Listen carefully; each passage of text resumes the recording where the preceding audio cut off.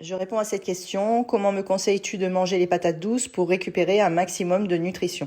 Donc ça, c'est une vraie bonne question. C'est vraiment un sujet intéressant et beaucoup de personnes me l'ont posé. Donc c'est pourquoi j'ai décidé de vous répondre en vidéo. Ça sera plus simple. Alors déjà, vous savez qu'il y a énormément de courants au niveau de la diététique.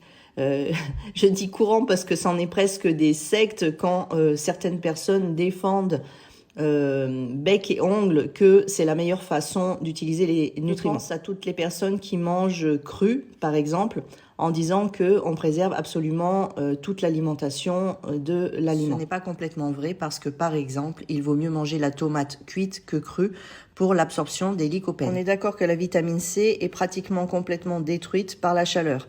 Donc, mon conseil est, si vous voulez conserver ou avoir de la vitamine C grâce à un aliment, choisissez des aliments où il y a de la vitamine C, mais qui n'ont pas besoin d'être cuits, comme le persil, par exemple. Pour les aliments qui contiennent de la bêta-carotène, précurseur de la vitamine A, le chauffage et la cuisson libèrent les pigments piégés dans les parois cellulaires. La vitamine E, antioxydante et booste l'immunité, va être assez stable à la cuisson. Et la plupart des vitamines B de la patate douce vont être un peu détruites à la cuisson.